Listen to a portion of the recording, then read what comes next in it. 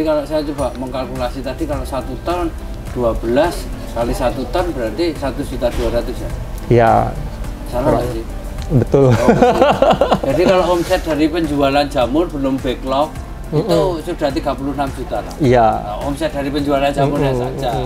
Backlognya belum. Saya mencoba usaha itu jamur ini dengan modal seadanya saat itu. Malah bahkan dulu awal usaha ini saya tuh tidak punya kumbung, nggak punya apa, tapi saya jualan jamur. Saya bermitra dengan mitra-mitra saya, tetapi kebutuhan saya semakin meningkat terus. Ada beberapa mitra saya itu akhirnya dia membangun kumbung besar gitu. Jadi bahkan lebih besar dari tempat saya itu ada. Iya.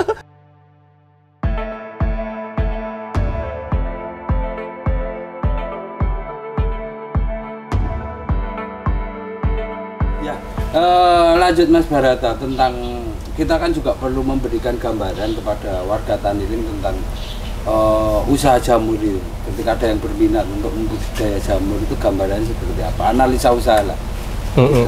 Jadi kalau menurut saya tuh budidaya jamur itu minimal seharusnya idealnya itu 5.000. Kenapa harus 5.000? Sekarang gini, misalnya ini dari saya. Ya. Ini dari saya ini Rp2.500. Rp2.500.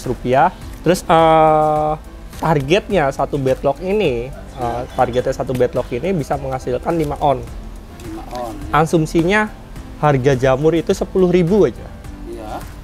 Berarti selama 4 sampai 5 bulan kalau itu menghasilkan target 4 sampai 5 gitu ya. Ya. Misalnya targetnya 5 on gitu saya taruh ya. 5 on. Kalau harga 10.000 berarti selama 4 sampai 5 bulan ini menghasilkan Rp5.000. Jadi intinya modal 2.500 bisa menghasilkan 5.000. Nah, kenapa harus 5.000 bedlog? Ya. Jadi kalau 5.000 berarti kan modal 12.500.000. Ya. Targetnya 25 juta.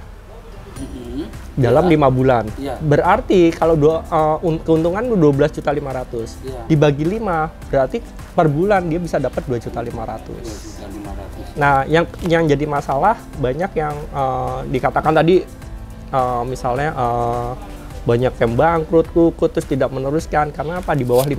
Misalkan taruh hanya 1.000 bedlog.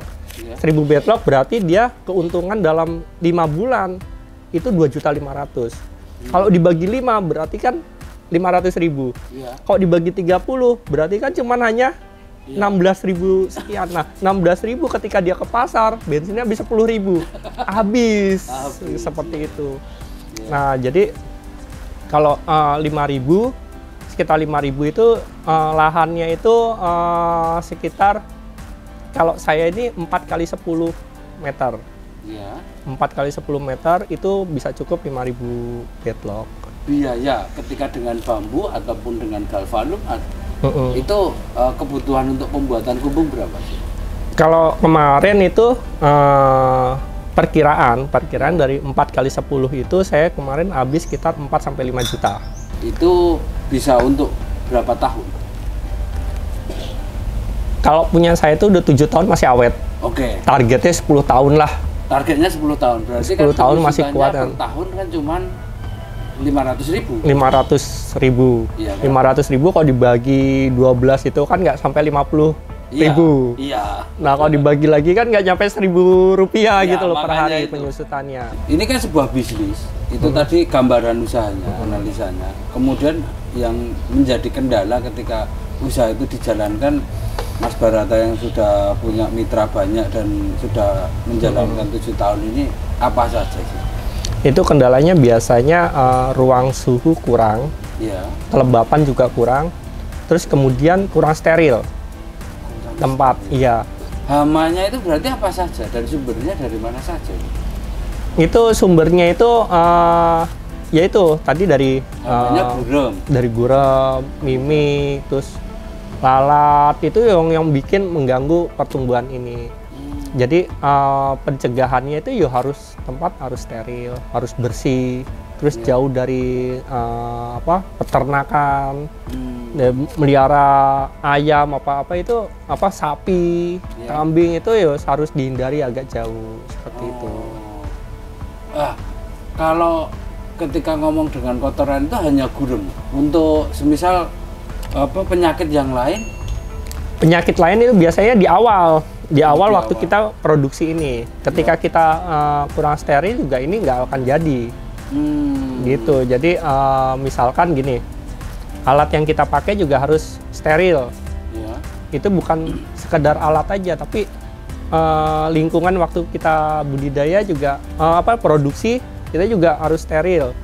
Terus kedua orangnya juga harus bersih misalnya. Itu kendala pertama. Tapi biasanya ketika ini kita kirim ke mitra, kita sudah memastikan ini sudah pasti jalan gitu. Kualitas ininya, kualitas backlognya.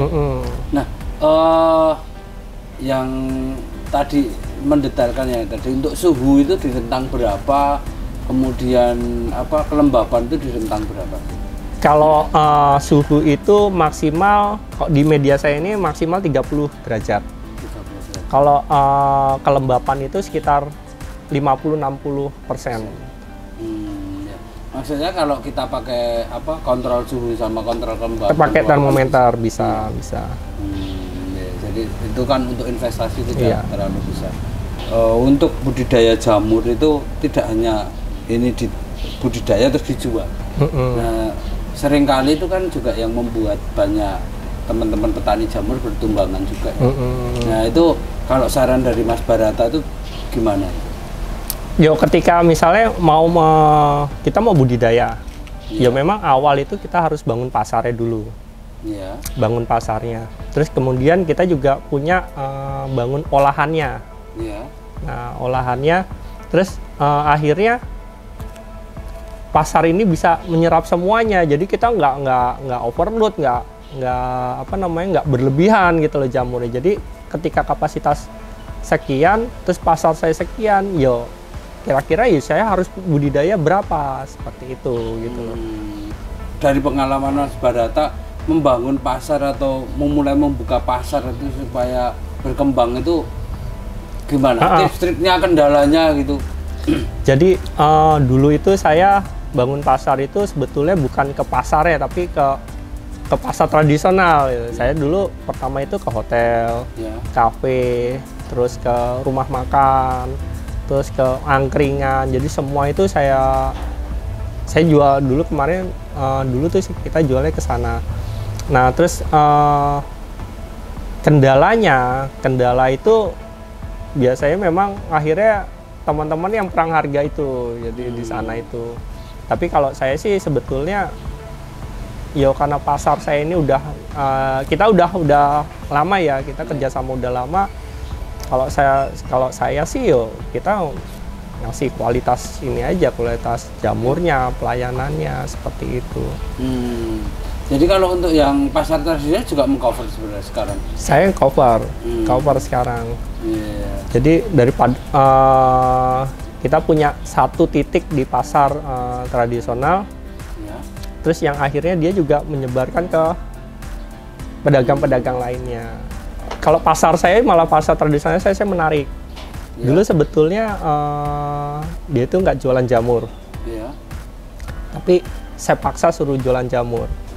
Terus awal itu saya nitip, Ya. jadi saya nitip. Terus ini saya titip jamurnya, kalau nggak laku kembalikan ke saya. Iya. Dulu gitu. Tapi saya waktu itu memang ngebangunnya itu saya bantu. Kalau mau beli jamur, ya ke pedagang ini. Jadi semuanya beli ya ke dia gitu. Oh, tidak dilayani kalau seandainya ada yang dari pedagang yang lain mau beli itu nggak dilayani, suruh beli di sana. Saya ngarahkan ke situ. Akhirnya itu yang menjadi keuntungan saya. Jadi saya tuh nggak usah melayani satu orang gitu. Seperti itu. Ngomong Mas, ini buat track record saja. Tadi untuk per hari itu berarti sekarang kapasitas penjualan berapa? Saya minimal sebetulnya saat ini 1 kintal. 1 kintal per hari. Dulu waktu pas buka awal buka usaha ini saya butuh 2 kilo. Oh ya, awalnya 2 kilo itu ya. Tapi sebetulnya sampai 1,5 sampai 2 itu kita bisa gitu loh, kita bisa. Nah, terus bagaimana saya cara mendapatkan sekian banyak jamur itu saya bermitra sama di lingkungan saya ini. Ya. Sekarang kalau di sini harga jamur per kilonya berapa? Kalau di sini di pasar itu, kalau ke pasar itu 12-13. Tapi kalau ke konsumennya itu antara 15 sampai 20. Jadi tergantung siapa yang jual gitu loh. Biasanya kalau ke bakul etek itu dia jual seperempatan tuh 5.000 gitu loh. Jadi kalau saya coba mengkalkulasi tadi, kalau 1 ton 12 kali 1 ton berarti 1.200.000 ya? Iya. Salah nggak sih? Betul. Oh, betul. Jadi kalau omset dari penjualan jamur belum backlog itu sudah 36 juta lah. Iya. Nah, omset dari penjualan jamurnya saja. Backlognya belum. Belum. Nah, boleh nggak backlognya ini penjualannya berapa per bulannya rata-rata? Kemarin itu saya pernah sampai 22.000, 25.000 per bulan. Iya. Tapi kalau Tapi kalau 2.500 ya kalinya? Iya, 2.500. Terus kalau saat ini sekitar 15 ribuan bulan ini. 15.000. Ya 15.000 kali 2.500, 25 juta ya 37 juta ya. Luar biasa. Jadi apa namanya? Oh iya. Oh, untuk limbah backlognya itu sebenarnya bisa dikelola apa saja sih? Limbah backlognya itu bisa dibuat pupuk tuh bisa. Jadi kita ada beberapa link yang dia memang ngambil limbahnya ke sini. Terus juga pupuk, terus budidaya cacing. Itu kalau biasanya dijualnya ketika ngomong 5.000 backlog itu jadi limbahnya dijual laku berapa sih? Gini, kalau saya tuh kalau misalnya dia ngambil ke sini, saya kasih free. Kalau dia ngambil ke sini, jadi dia langsung ngambil ke kumbung saya, itu kita kasih free. Tapi kalau kita kirim, itu per karung 10.000. Nah kalau ini dari awal ditaruh di kumbung sampai produksi itu berapa lama? Kalau misalnya gini, kalau dari inokulasi atau pembibitan itu kita butuh 45 hari. 40 sampai 45 hari. Tetapi saya biasanya kirim ketika saya udah setengah, jadi separuh apa? 20. Jadi sekitar 20 harian. Jadi ketika saya kirim ke mitra, 20 hari kemudian sampai 1 bulan lah maksimal itu dia udah bisa mulai budidaya, produksi. Panen, produksi. Oh langsung bisa panen? Satu bulan? Dalam 1 bulan. Oh jadi setelah ditaruh itu 1 bulan panen? Panen. Itu mulai panen. Bisa dipanen maksimal berapa kali? Kalau satu ini bisa 5 kali, 4 sampai 5 kali. 4 sampai 5 kali? 4 sampai 5 kali. Oh, dalam jangka waktu berapa? 4 sampai 5 bulan. 4 sampai 5 bulan ya. Jadi setiap, misalnya ini tumbuh jamur. Ya, depan sini. Tumbuh jamur, nanti 25 hari sampai 30 hari dia tumbuh lagi. Oh. Jadi dalam 1 bulan ini 1 kali. Satu kali ya? 1 kali panen. Wah, ya menarik kalau itu. Tapi bukan berarti misalnya kita miara budidaya 1.000 gitu ya, bukan berarti hari ini panen semua terus nunggu 1 bulan, enggak, tapi tetap rata-rata. Jadi bergantian dia panennya. Tapi kalau dibuat rata-rata itu per hari itu sekitar 3 kilo dari per 1.000 backlog. Per 1.000 backlog. Dalam artian ketika sampingan pun menjadi sampingan masih bisa? Bisa, sebetulnya masih bisa jalan. Sampai batas berapa sih ketika jadi sampingan? 5.000 itu jadi sampingan bisa? Ya, jadi sampingan bisa. Sebetulnya sih 1.000 itu ya bisa, cuman memang hasilnya kan sedikit gitu. Tapi ketika kita ngomong sampingan itu pendapatan sekunder kan? Iya. Jadi kalau mau dijadikan pendapatan tambahan itu kan masih 5.000 itu masih bisa. Dengan asumsi tadi, kemudian waktu yang dibutuhkan, kemudian tenaga yang dibutuhkan itu seberapa banyak gitu? Enggak banyak ini. Jadi misalnya kayak penyiraman itu ya ini bukan tanaman cabai, tanaman tomat, itu bukan. Yang harus tiap hari siram pagi, siang, sore gitu. Jadi kalau ini kan disiram itu kan hanya untuk menjaga suhu ruang. Nah, Jadi ini nggak memakan tenaga dan waktu banyak sebetulnya kalau jamur itu. Jadi iya. saya rasa dalam satu hari itu hanya butuh sekitar 1-2 jam lah.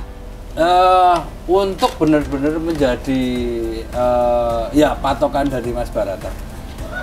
Ketika mau benar-benar terjun ke apa jamur itu idealnya, kalau tadi kan minimal 5.000 itu. Benar-benar skala untuk berkembang lebih cepat itu di skala berapa sih?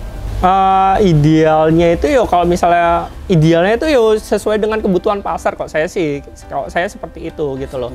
Iya. Sesuai kebutuhan pasar. Soalnya gini, ketika kita banyak juga teman-teman dia budidaya bisa, terus dia menghasilkan jamur bisa, tapi dia tidak bisa membangun pasarnya. Itu yang.